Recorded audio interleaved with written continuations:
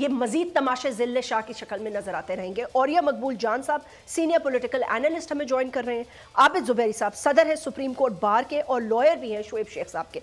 मैं ज़रा इस मुद्दे पे भी बात करना चाहती हूँ, शुएब शेख साहब का क्या कसूर है? 2014 से उनके पीछे लगे हुई हैं कुछ कुव्वतें, कभी किसी आड़ में कभी किसी आड़ में बदला लेने की बात करते हैं, मुंह बंद करने की बात करते हैं, अपने मन गढ़ंत केसेस बनाते हैं। आबिद ज़ुबैरी साहब बहुत बहुत शुक्रिया वक्त निकालने का। मुझे ये बताइएगा कि अभी इस वक्त करंटली क्या पोजीशन है, क्या सिचुएशन है। मंडे को 3 दिन का, मैंने सुना है 10 दिन का रिमांड मांगा गया था, लेकिन 3 दिन का एफआईए को रिमांड मिला है।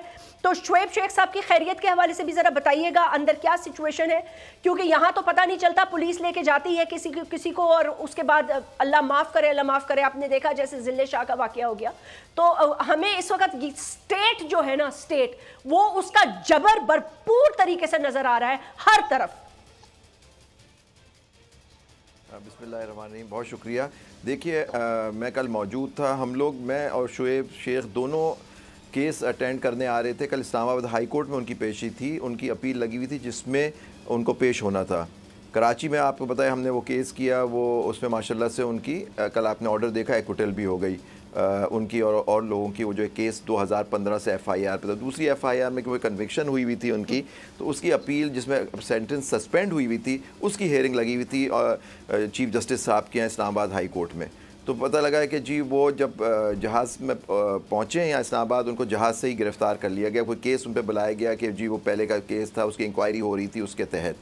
लेकिन जो चीज़ मुझे हैरानगी हुई, हमने ये बात चीफ जस्टिस साहब को भी बताई कोर्ट में कि ये हुआ है। उन्होंने 17 तारीख उस केस में दे दी है। वो अदालत के उसमें आए हुए थे, बेल पे थे, वहाँ से उनकी सेंटेंस जो थी सस्पेंड हुई हुई थी।